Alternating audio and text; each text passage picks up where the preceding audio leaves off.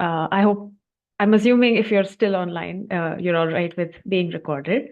For now, we'll just save these recordings and maybe share a link later. And as things go on, maybe at some point we'll be able to put them on YouTube as well. But the questions will remain in the chat. In case the time runs out, we'll email the speakers with your questions and get back to you guys.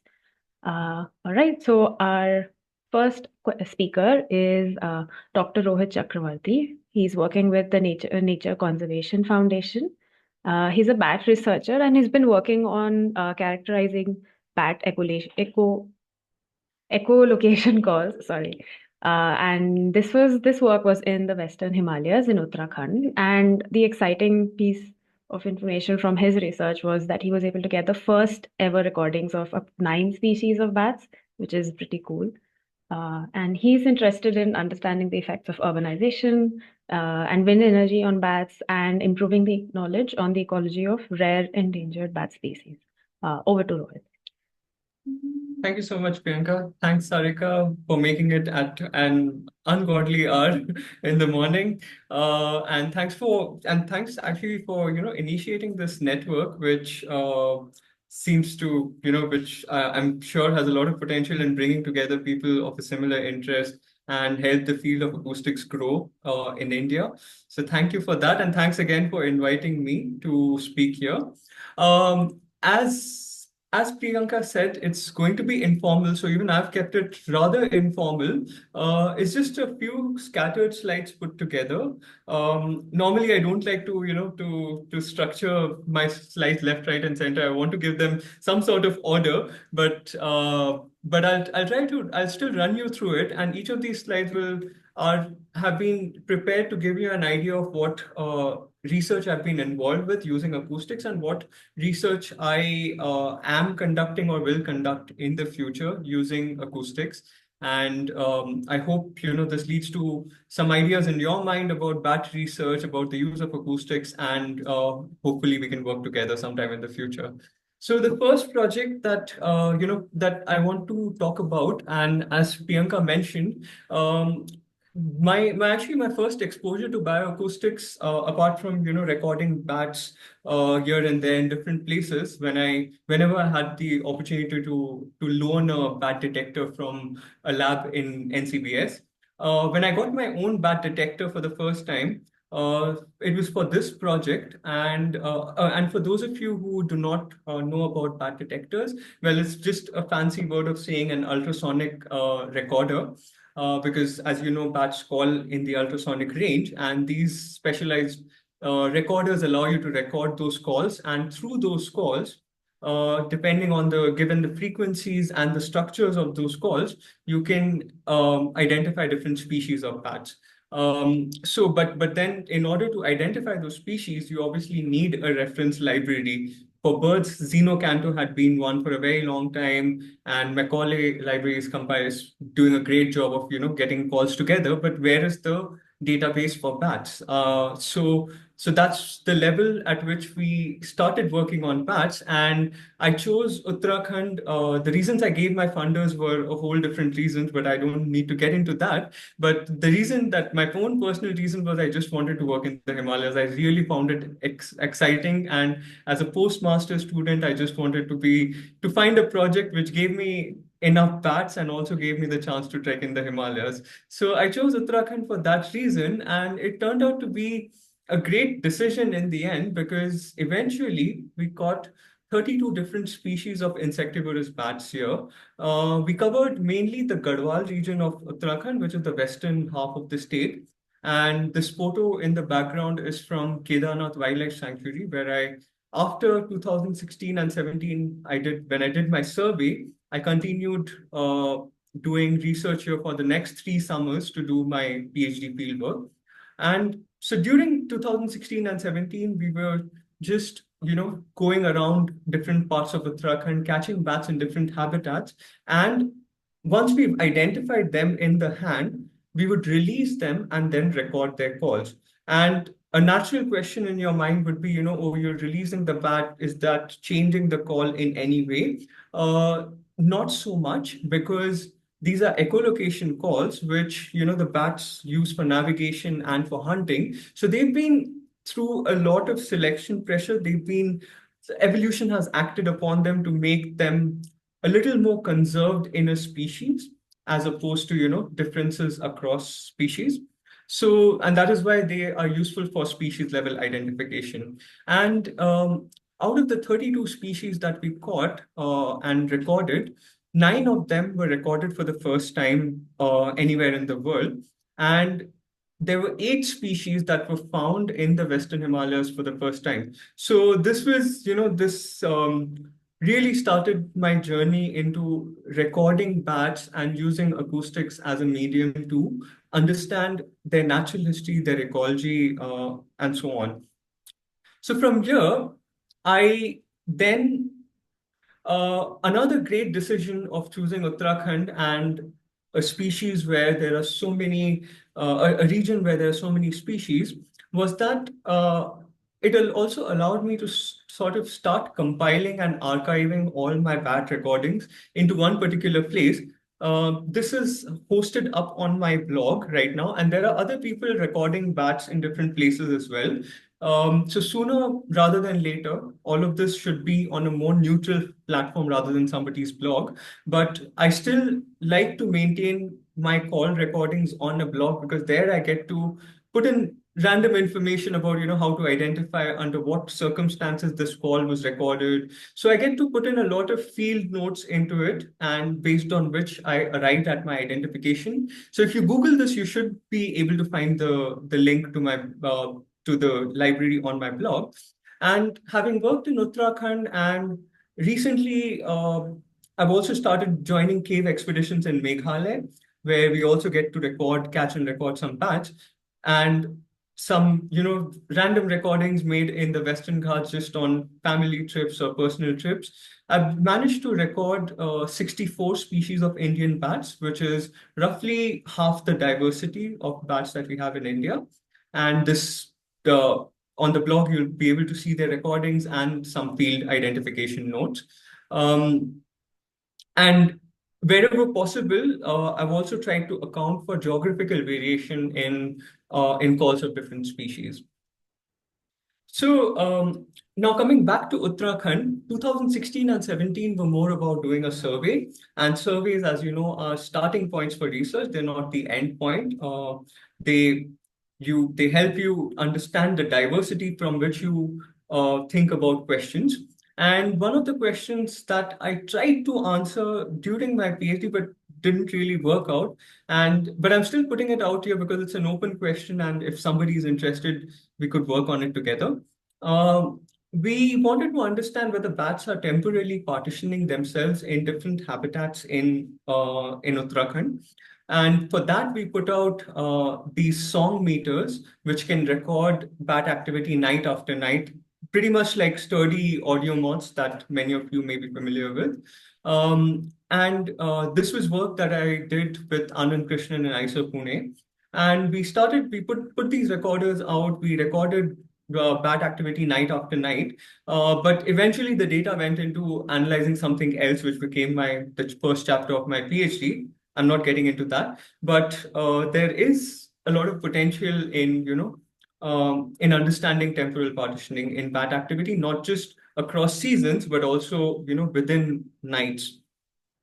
The only caveat here, actually a big part of the problem is that there are a lot of species in Uttarakhand that unfortunately cannot be identified from their calls because they're different species that have similar call frequencies, similar call structures, and you would theoretically expect species with similar calls to partition themselves more, but we just don't know enough about them about identifying their calls to dig into temporal niche partitioning.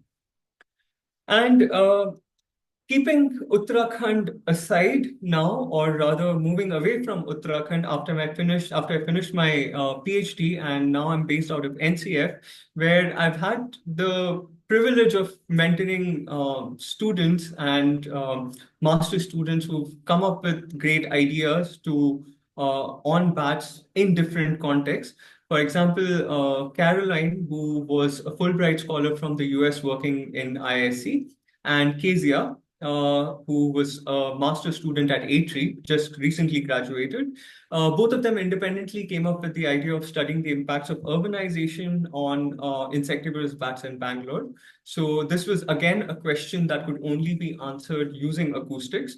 So Caroline and Kezia very diligently went to different parts of Bangalore in the urban core, in the semi-urban and rural areas, recording bat activity. And from that, we are now trying to understand differences in species richness and abundance in semi-urban, urban, and rural areas in Bangalore, and to see which species may benefit from urbanization, which species absolutely avoid urban areas. And lastly, another project that is currently ongoing is in Western Maharashtra in Satara, where Srijit, who was my first master's student, he did his master's from Aligarh Muslim University and did a dissertation under my supervision. He studied the impacts of wind energy on bats. So while Srijit was also actively looking around for carcasses under wind turbines, where bats sort of either collide or they come close to wind turbines, and due to pressure differences, they face a heart failure and they collapse. So we're looking for carcasses, but we're also trying to compare activity of bats in wind areas versus non-wind turbine sites. So Srijit again, had this study design where he was recording in wind turbine sites and sites away from at least 2 kilometers away from wind turbine sites. And having compared his data and looked at his data so far, we can say that a lot of species, at least in this area, seem to be avoiding wind turbines. So, there's a lot more activity away from wind turbine areas than in wind turbine areas. So, which perhaps indicates that, because the place where we're doing this work is a very old wind energy site. So perhaps over time, we hypothesize that bats might have learned to, you know, to avoid these areas, and they're probably better off feeding in other areas in the vicinity and not get affected, not die in wind turbines. So yeah, so that's about it. And I'll be very happy to hear from all of you and brainstorm ideas about acoustics and bats and or anything. Thank you so much.